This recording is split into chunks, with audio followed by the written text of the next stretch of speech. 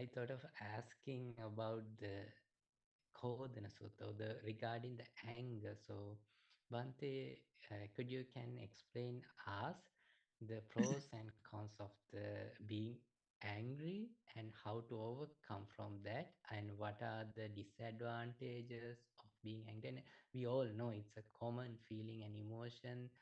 So, but even though it's a common, that does not mean that it doesn't affect our life. It affect our life. So it's better to know how to overcome our anger from Buddha's teachings.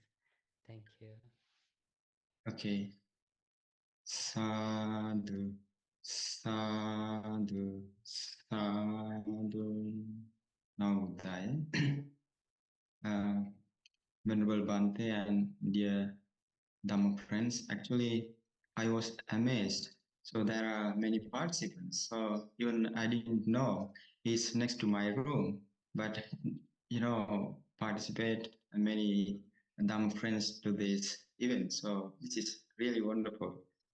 Uh, First of all, thank you for having me, and uh, I would like to thank Bante Kema for inviting me to share our experiences with all of your friends. So, you know, anger is a common problem we all have in this world. So, Buddha has taught us there are many uh, uh, bad consequences, being angry in our life. So in Kodana Sutta Bhante, you might remember this, there are some, in detail Buddha explains, if someone get angry, then first of all, uh, that person has to experience the bad consequences of anger in his mind. Then first one, usually Buddha says, and there's a person, uh, he thinks, if not, he wishes like this regarding his enemies. Uh, my enemies become ugly.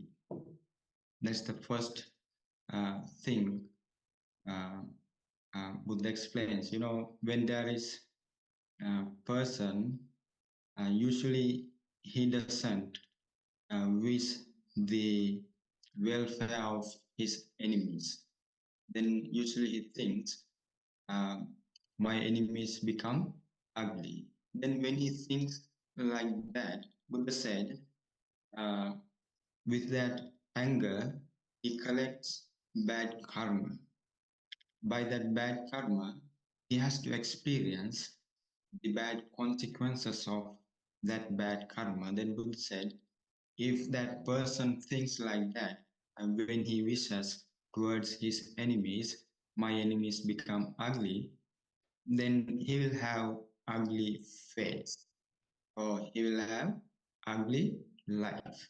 So that is the first uh, bad consequence of that person when he wishes like that.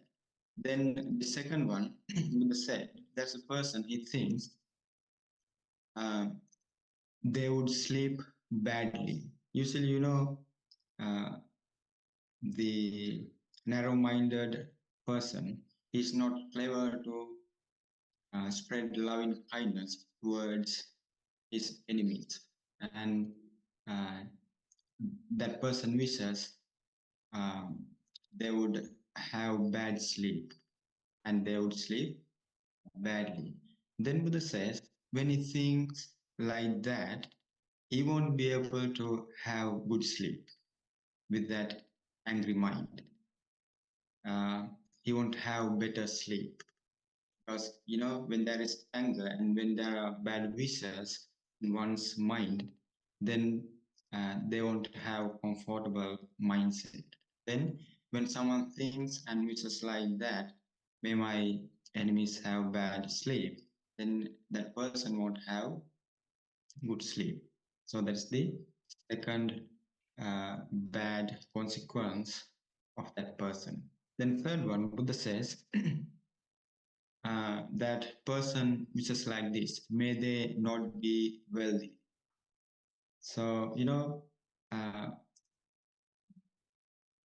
when he thinks and when he wishes towards his enemies like this, they may have some people, they are very wealthy, but that person, when he wishes like that, may they not be wealthy, then he will lose his wealth in this very life, and he won't plan well to earn money or to do his businesses, or whatever the income ways in his life, then he won't have um, a good income. So that's the third bad consequence that he has to experience in his. So then the fourth one, Buddha says that person wishes towards his enemies, may they not be fame. So, uh, that person does like the fame of his enemies, right? Uh, right? Then, when he thinks like that, the fame of that person will lose. The one who thinks like that. So that's the fourth one. Then the fifth one, Buddha says that person wishes like this towards his enemies, may they have one good friends. So when he thinks like that, if there are good friends around him, then uh, they will get upset with that person who wishes bad wishes towards his enemy. Now the main point and main thing, what we can from this Buddha's teachings, uh, when we have bad wishes, first of all, we have to experience the bad consequences of them. So